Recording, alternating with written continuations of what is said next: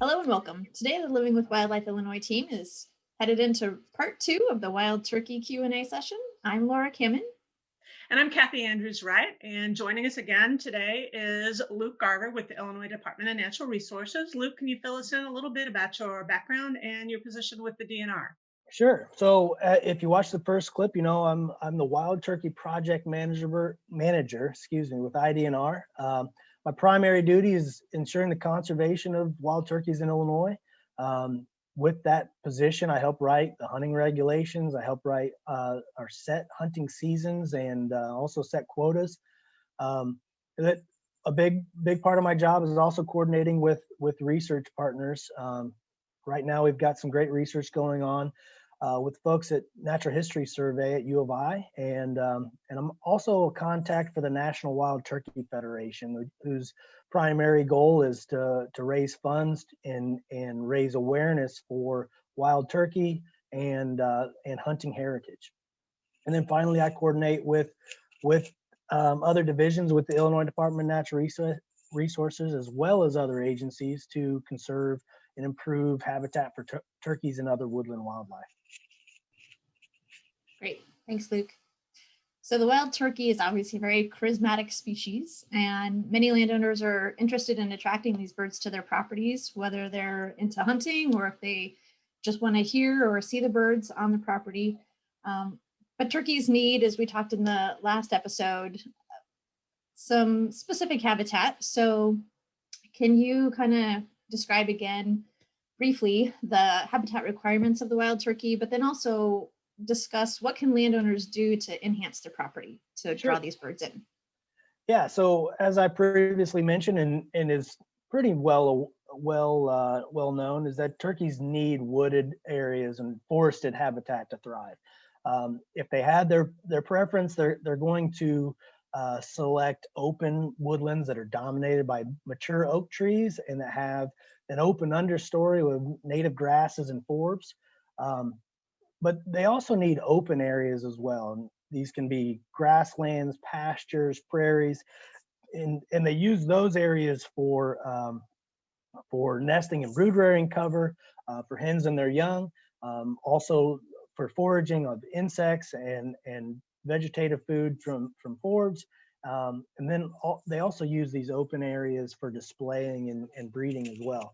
So with regards to landowners and what they can do, whatever they can do to achieve these components and to make high quality areas of these type of habitat components, they're really doing a lot to benefit the wild turkey.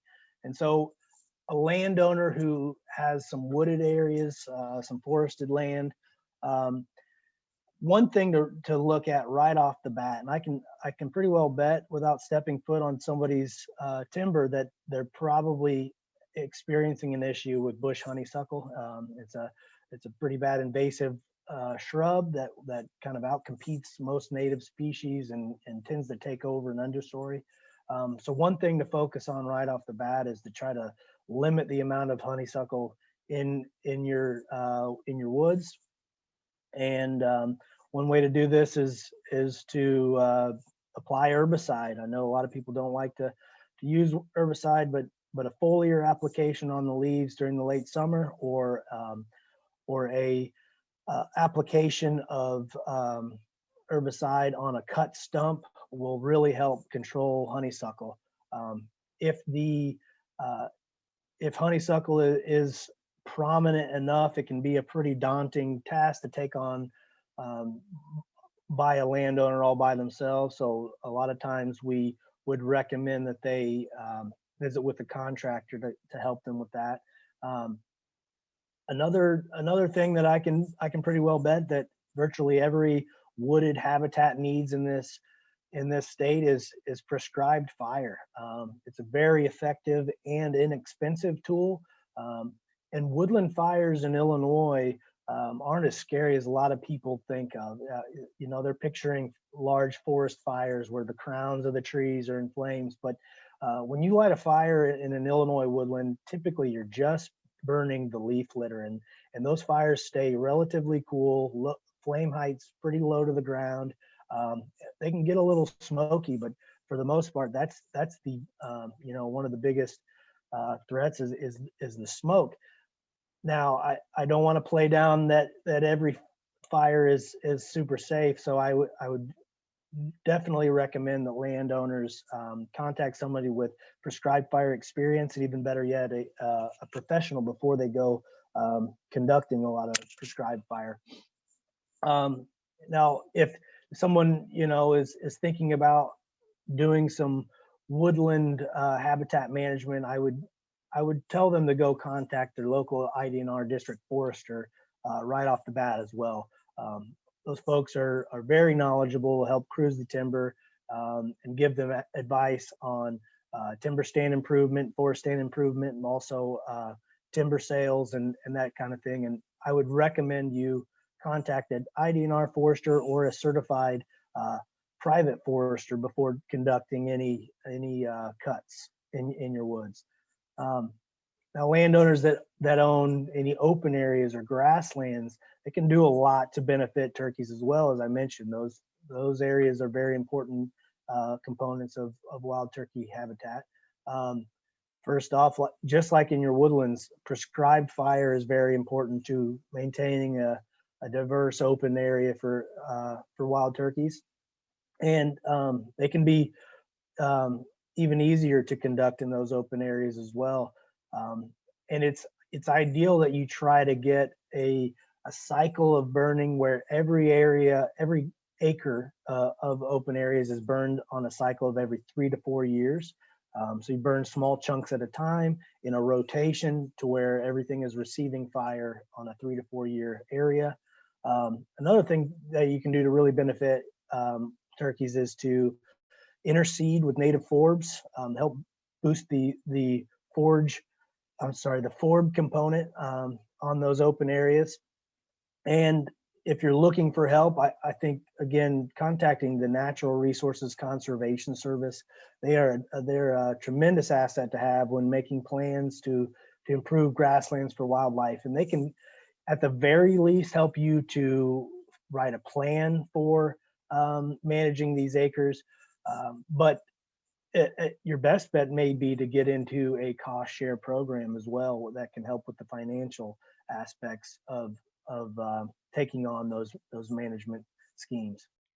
Okay, bring on more turkeys with better habitat, but we know that habitat improvements are going to benefit a host of other species as well. But we'll shift gears at this time and we'll talk about one of the topics that I really love to hear about. It's the research aspects on the wild turkey. Being a wild turkey researcher in my younger days, getting my master's degree on the wild turkey, this is a topic that I always find fascinating. And I know that there's a lot of research that's going on right now. So can you give us an overview about what are researchers learning about the wild turkey and how are we applying that knowledge to better improve our turkey populations in Illinois?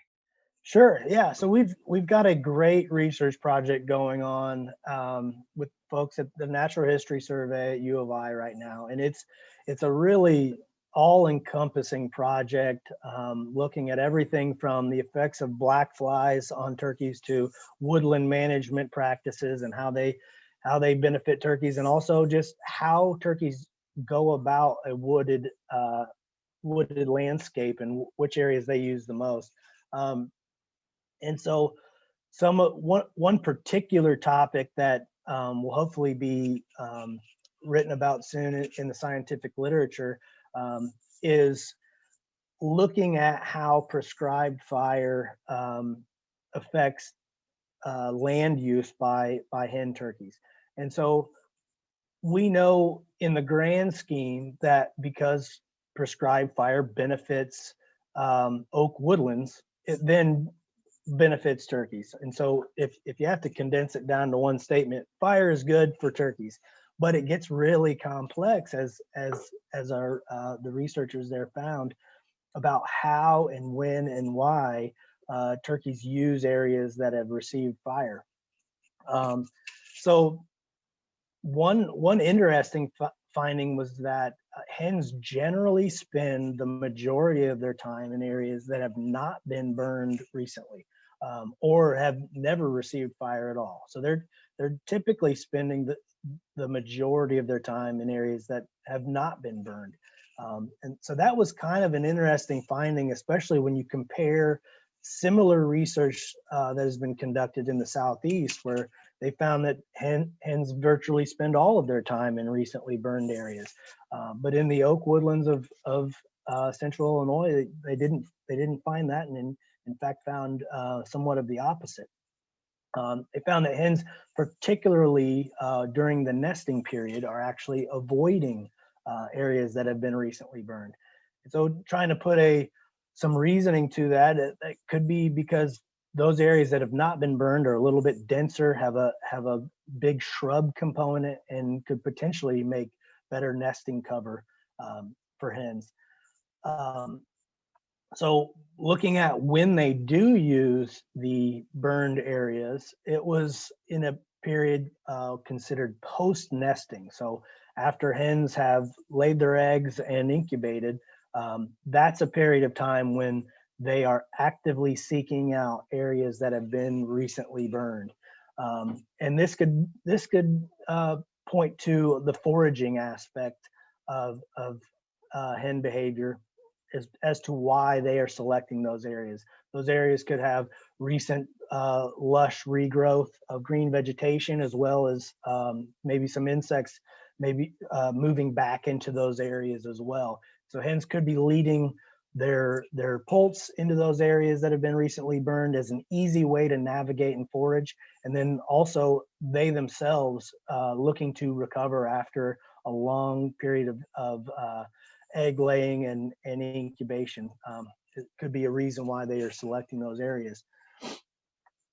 Finally, there was a lot of interesting findings with regards to time since burn of forested acres. So what I mean by that is, in some cases, hens were selecting areas that had had at least 1 year since burn, or at least 2 years since a prescribed burn, but less than 4 years since burn. And so what that kind of is indicating is the diversity that turkeys need with regards to their woodland habitat. And so we often think about the spatial diversity that is required. And so they need some open areas, some heavily wooded areas, and they need areas, some areas that have been burned and some that have been not. But what this kind of shows is that diversity needs to occur across a temporal scale too, across time. And so they are focusing on various aspects of the woods based on the time since it has received fire. And I thought that was, a really interesting finding, and it shows just how complex wildlife management is, and that there is no silver bullet, so to speak, with regards to making a high quality habitat for turkeys. They need components of open and dense cover, as well as everything in between, and they need areas that have been burned recently and areas that have never been burned, and they also need those areas in between that have received 1 year or 2 years of growth since a burn. And so that's kind of some of the recent findings in a nutshell. It gets a lot more complicated than that, but be on the lookout for some more, some Outdoor Illinois articles based on this research, as well as scientific literature as well. So backing up to the bullets, we didn't have any questions come in specifically about hunting, but is there anything that we should cover about turkey hunting while we're chatting? There's never a bad time to get into turkey hunting. And so I would just encourage folks to get out there and try it. We've got a great website called Hunt Illinois that folks can get all their questions answered regarding the rules and regulations and the open areas to hunt, both public land and private land, through the Illinois Recreational Access Program. So yeah, just get out there and give it a shot. Another great resource is our folks with the Illinois Learn to Hunt program are putting on a lot of great webinars and workshops featuring just wild turkey hunting 101, but they've also got some more focused workshops as well on calling for turkeys and reading sign and digital scouting and things like that. So there's a lot of material out there, and I encourage folks to just get out there and give it a shot. That's it for the questions that we had. Is there anything else that you'd like to cover, Luke, before we sign off? I think that pretty well covers it for today. And like I mentioned, I encourage you folks to check out our websites and also check out the National Wild Turkey Federation. They've got a great website, great Facebook page. You can find them on YouTube as well. And get in touch with your local chapter and see how you can get involved. That wraps it up for today's Q&A on wild turkeys. Thanks, Luke, for joining us and giving landowners some tips for what they can do to attract wild turkeys to their property and to provide good habitat for them. If you have other questions about wildlife in Illinois, please send those in to us at the Wildlife Illinois website, or you can send us a message on Facebook or Instagram. Thanks for watching.